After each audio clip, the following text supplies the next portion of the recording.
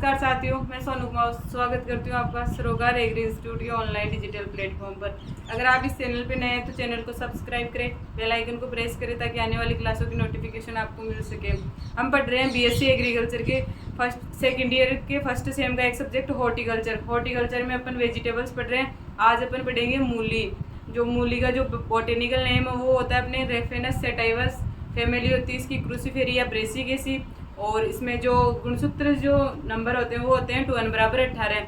और जो अपने मूली है, मूली का जो ओरिजिन पहले से है वो है अपने यूरोप या भूमध्य सागरीय क्षेत्र।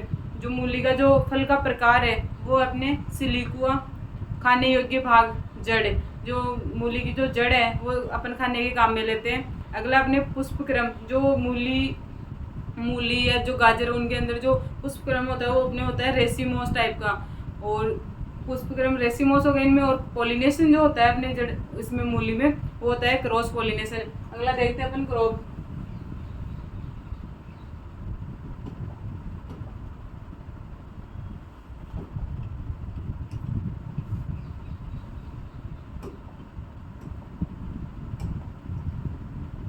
अगली क्रॉप अपने मूली या रेडिस।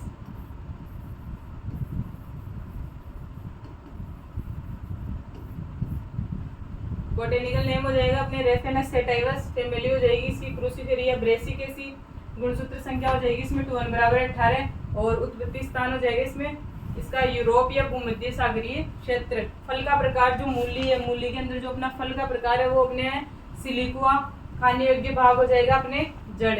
जो फ्यूजीफोरम प्रकार की जो जड़ का रूपांतरण है ये जो अपनी मूली है, मूली जो फ्यूजीफोरम प्रकार की जो जड़ है उसका रूपांतरित भाग है। अगला अपने पुष्पक्रम इसका होता है रेसिमोस टाइप का, पॉलिनेशन होता है इसके अंदर, वो पॉलिनेशन होता है अपने क्रॉस पॉलिनेशन। जो अपने मूली है, मूली के अंदर जो पॉलिनेशन होता है वो क्रॉस पॉलिनेशन होता है। और जो क्लाइमेट हो जाएगी ठंडी जलवायु। जो मूली और गाजर जो इनकी क्लाइमेट है वो अपने हैं ठंडी जलवायु की जो सब्जियां अपने, तो इनके लिए जो टेम्परेचर हो जाएगा अपने 10 से लेकर 15 डिग्री सेल्सियस टेम्परेचर इनके लिए सुटेबल रहता है। तो क्लाइमेट हो गई अपनी ठंडी जलवायु, जो ये रवि सीजन की एक सब्जी है। टेम्परेचर हो गया इसका 10 से 15 डिग्री सेल्सियस। अगला अपने सॉइल, जो अपने मूली है, मूली के लिए जो सॉइल है, सॉइल हो जाएगी अपने बलुई दोमट मृदा। तो बलुई दोमट मृदा जिसका पीएच मान अपने हो जाएगा 6.5 से 7.5। और बलुई दोमट मृदा में जल निकास युक्त बलुई दोमट मृदा।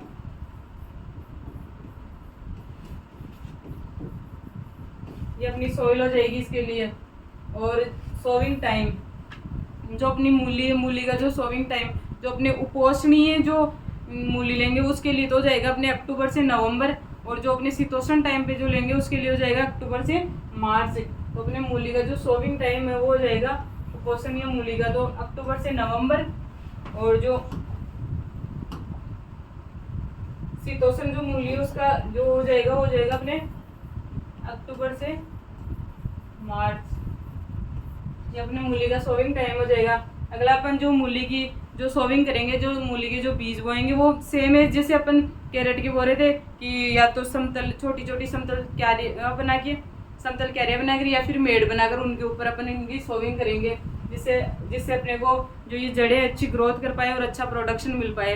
तो इस प्रकार अपन इसकी सोविंग कर देंगे। और जो बीजों को जब बोएंगे तो बीजों को बोने के टाइम पे अपन बीजों को 2 ग्राम थाइरम या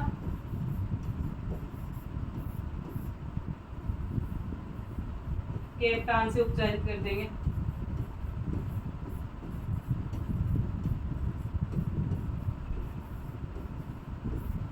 बीजों को, मूली के जो बीजों की अपन सोविंग करेंगे उस टाइम पे 2 ग्राम थाइरम या केप्टाइन से उपचारित कर देंगे।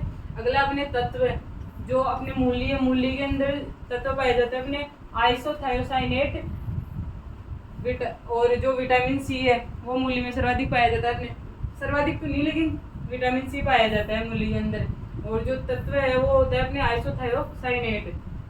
अगली अपने सीड रेट, जो मूली की जो सीड रेट अपन सोविंग करते हैं तब सीड की बुआई करते हैं, तो इसमें जो सामान्य नॉर्मली जो अपनी सीड रेट हो जाएगी वो हो जाएगी 9 से 10 kg, और जो अपने एशियन जो वेराइटी है उसकी हो जाएगी अपने 6 से 8, और यूरोपियन की हो जाएगी 8 से 10 से। तो अपने जो इसकी सीड रेट नॉर्मल तो 9 से 10 kg पर हेक्टेयर, और जो शीतोष्ण है जो यूरोपियन जो वेराइटीज है उनकी हो जाएगी 8 से 10 kg। जो उपोष्णीय है जो एशियन जो वेराइटीज है उनकी हो जाएगी 6 से 8 kg पर हेक्टेयर। ये अपने मूली की सीड रेट हो जाएगी। अगला अपने खाद व उर्वरक। जब अपन मूली की जो बीजों की बुआई करेंगे तो खाद और उर्वरक देंगे, तो पहले गोबर की खाद देंगे। गोबर की खाद अपन जब खेत में देंगे तो वो दे देंगे अपने 4 से 5 सप्ताह पूर्व अपन अच्छी सड़ी हुई गोबर की खाद खेत में दे देंगे। तो गोबर की खाद जो अपन देंगे वो देंगे अपने 20 से 25 टन पर हेक्टेयर। फिर उसके बाद में अपन देंगे, जब बुआई करेंगे, बुआई के टाइम पे नाइट्रोजन, फास्फोरस और पोटेशियम देंगे। तो नाइट्रोजन की मात्रा देंगे अपन 90 kg पर हेक्टेयर, फास्फोरस की देंगे अपने 300 kg पर हेक्टेयर, और पोटेशियम की देंगे अपने 150 kg पर हेक्टेयर। जो अपने नाइट्रोजन की मात्रा देंगे, नाइट्रोजन की मात्रा जो अपन देंगे वो देंगे अपने 2 भागों में डिवाइड करके। फर्स्ट जो अपने देंगे, फर्स्ट जो इसकी जो आधी मात्रा देंगे वो दे देंगे अपने सोविंग टाइम पे, और फर्स्ट जो अपन बुआई कर देंगे उसके 45 दिन बाद में अपन नाइट्रोजन देंगे। इस प्रकार ये अपने मूली के अंदर जो खाद व उर्वरक है वो हो गए।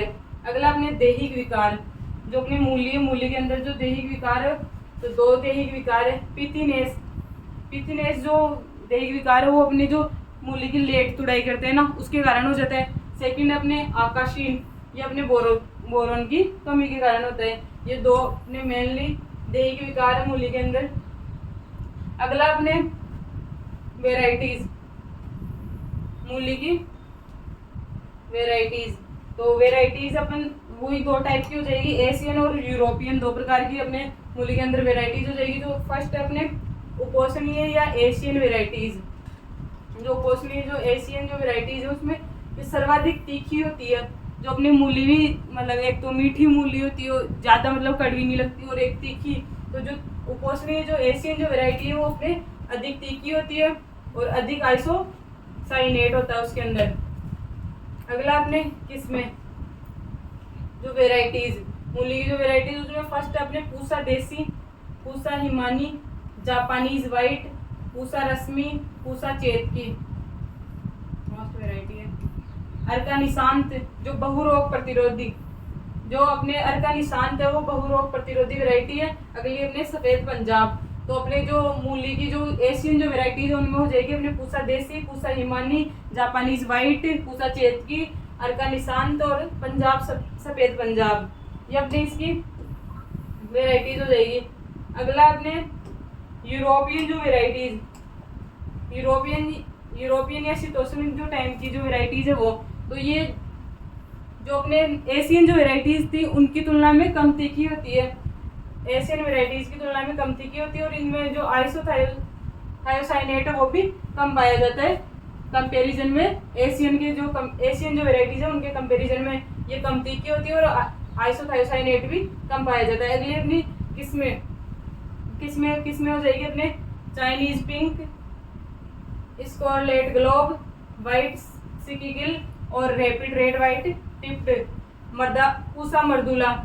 ये अपने इसकी शीतोष्ण वेराइटीज हो जाएगी। अगला अपने डिजीज एंड इंसेक्ट। तो फर्स्ट अपने जो इसके अंदर डिजीज लगेगा वो लगेगा सफ़ेद रोली किट या रस्ट डिजीज। रस्ट या सफ़ेद रोली या किट जो ये डिजीज लगता है वो लगता है अपने एल्बुगो कैंडिडा के कारण जो अपने सफ़ेद रोली या रस्ट रोग लगता है। तो ये अपने एल्बुगो कैंडिडा फफूंद के कारण फैलता है। इस रोग में पत्तियों पर सफ़ेद या क्रीम रंग के पीड़ित पैदा हो जाते हैं। सफ़ेद या फिर क्रीम रंग के, उसके ऊपर जो अपनी पत्तियां हैं वो सफ़ेद या क्रीम रंग की हो जाती है पूर्णतः, और जो बाद में मिलकर अनियमित आकार के धब्बे बनते हैं। वही हो गया कि सफ़ेद रंग के धब्बे बन जाएंगे उन पे अनियमित आकार के, और पत्तियों की निचली पत्तियों की निचली सतह पर भी सफेद चूर्ण सा दिखाई देता है। पुष्प कलिकाओं का आकार झाड़ू की तरह बन जाता है। पुष्पक्रम के सभी भाग फूलकर मोटे तथा गुद्देदार हो जाते हैं। जो अपने पत्तियों के नीचे और ऊपर सफेद चूर्ण सा दिखाई देने लग जाता है। और तो पुष्प कलिका का आकार, वो डंठल जो होता है वो फूलकर मोटा हो जाता है पुष्पक्रम, और गुद्देदार हो जाते हैं। इस दशा को अतिवर्धी कहते हैं।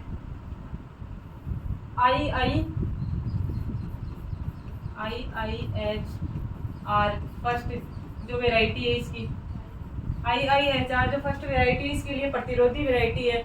जो अपने किट या जो रोली रोग लगता है मूली के अंदर, उसके लिए जो रेजिस्टेंट जो वेराइटी है वो अपने हो जाएगी IIHR फर्स्ट। तो इसके जो अपने जो एग्जाम में क्वेश्चन आएगा तो मूली की जो अपने को डिजीज लिखने हैं तो डिजीज में फर्स्ट तो लिख देंगे अपन डिजीज का नाम, फिर उसके जो लक्षण आ रहे हैं वो, फिर उसके अंदर जो अपन करेंगे बचाव रोकथाम। तो रोकथाम में पहले तो अपने कल्चरल जो करते हैं मैनेजमेंट वो हो जाएगा। फिर उसके बाद में एग्रोनॉमिकल जो मैनेजमेंट वो, फिर सेकेंड अपन जो ये रसायन वगैरह काम में लेंगे वो, उसमें जो वेराइटी रेजिस्टेंट जो वेराइटीज है वो हो जाएगी। तो बचाव रोकथाम के लिए जो अपन रसायन काम में लेंगे वो लेंगे अपने कॉपर ऑक्सीक्लोराइड, जिसकी मात्रा लेंगे 0.3% या बोर्डो मिक्सर, वो उसकी मात्रा लेंगे 0.8% का छिड़काव कर देंगे। तो अपने दो इसके अंदर रसायन काम में लेंगे, एक तो कॉपर ऑक्सीक्लोराइड और एक बोर्डो मिक्सर। कॉपर ऑक्सीक्लोराइड की मात्रा लेंगे 0.3% और बोर्डो मिक्सर की लेंगे 0.8%। इसका छिड़काव कर देंगे। अगला अपने इंसेक्ट, जो मूली है मूली के अंदर लगने वाले इंसेक्ट, तो इंसेक्ट में अपने फर्स्ट है डायमंड बेकमोथ और एफिड, ये दो अपने इंसेक्ट लगते हैं इसके अंदर। तो फर्स्ट है अपने डायमंड बेकमोथ इस कीट की गिडार पत्तियों को खाती है, उसमें छेद कर देती है। जो अपने डायमंड बेकमोथ है उसकी जो गिडार होती है जो वो पत्तियों को खा के फिर उसके पत्तियों के ऊपर छेद कर देती है। इसकी रोकथाम के लिए मेलाथियान 0.03% का छिड़काव करते हैं। जो अपने डायमंड बेकमोथ है इसकी मैनेजमेंट के लिए जो अपन करेंगे वो मेलाथियान 0.03% का छिड़काव करेंगे। अगला अपने एफिड जो इंसेक्ट है वो अपने जो पत्तियां वगैरह जो पौधे का जो नर्म भाग है उनसे रस चूसने का काम करता है। अपने जो एफिड जो इंसेक्ट है वो रस चूसने का काम करता है। तो एफिड पौधे के सभी नर्म भागों से रस चूसती है। बीज वाली फसल में विशेष हानि होती है। जो अपन बाद में मूली का पहले या दो तरह से अपन मूली भी द्विवर्षीय, तो इसका फर्स्ट तो अगर अपन बीज के लिए कर रहे हैं तो वो हो जाएगी बीज, और मतलब कि जड़ के लिए कर रहे हैं ओनली तो वो तो एक वर्षीय, और जड़ और बीज दोनों के लिए कर रहे हैं तो वो द्विवर्षीय सब्जी हो जाएगी। तो जो बीज वाली जो फसल है उसमें विशेष हानि होती है। रोकथाम के लिए अपन काम में लेंगे मोनोक्रोटोफॉस 0.05% का छिड़काव, परंतु फिर 15 दिन तक पौधे का उपभोग खाने के लिए नहीं करते। जब अपन मोनोक्रोटोफॉस जो रसायन काम में ले रहे हैं मोनोक्रोटोफॉस 0.05% का अपन जो इंसेक्टिसाइड काम में ले रहे हैं तो उसको 15 दिन जब अपन काम में लिए उसके 15 दिन बाद तक अपन जो अपने को मूली प्राप्त हो रही है उसको अपन काम में नहीं लेंगे। अगला अपने यील्ड, जो अपने मूली की जो यील्ड होगी वो भी अपने दो प्रकार से हो जाएगी, यूरोपियन और एशियन टाइप से। यूरोपियन और एशियन, यही दो प्रकार से अपनी मूली की वो हो जाएगी। तो यूरोपियन जो अपन ले रहे हैं इसका जो यूरोपियन जो वैरायटी का जो प्रोडक्शन ले रहे हैं उसके लिए जो अपने यील्ड प्राप्त होगी वो हो जाएगी अपने 80 से 100 क्विंटल पर हेक्टेयर। और जो अपने एशियन है, एशियन से जो अपने को प्रोडक्शन प्राप्त होगा वो होगा अपने 200 से 250 क्विंटल पर हेक्टेयर।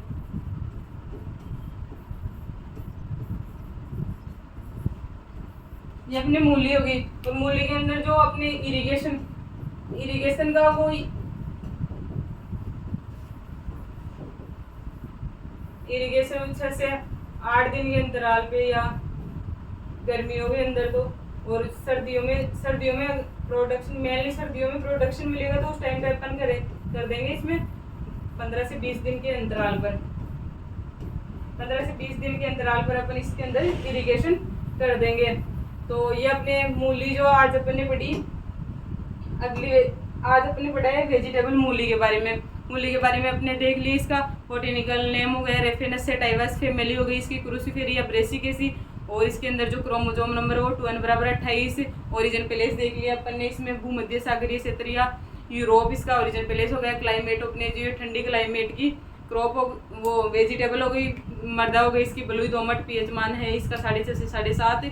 और सोविंग टाइम देख लिया। सीड रेट हो गई इसकी 9 से 10 kg, तो जो नॉर्मली जो अपन प्रोडक्शन ले रहे हैं उसके लिए 9 से 10 kg, और जो यूरोपियन जो वेराइटीज है उसके लिए हो जाएगा 8 से 10 kg, और जो एशियन है उसके लिए हो जाएगा 6 से 8 kg पर हेक्टेयर। इस प्रकार ये अपने हो गई इसकी सीड रेट वगैरह। और जो यील्ड प्राप्त होगी, यील्ड जो अपने को प्राप्त होगी वो अपने यूरोपियन से तो हो जाएगी 80 से 100 क्विंटल पर हेक्टेयर, और जो एशियन है उनसे अपने को प्राप्त होगी 200 से 250 क्विंटल पर हेक्टेयर। तो ये अपने होगी मूली। मैं आशा करती हूँ जो आज अपन ने पढ़ा मूली वो समझ में आया होगा। और अभी तक आपने चैनल को सब्सक्राइब नहीं किया तो सब्सक्राइब कीजिए, बेल आइकन को प्रेस कीजिए ताकि आने वाली क्लासों की नोटिफिकेशन आपको मिल सके। और ये क्लास अपने दोस्तों के पास भी शेयर कीजिए ताकि वो भी क्लास ले सके। Thank you.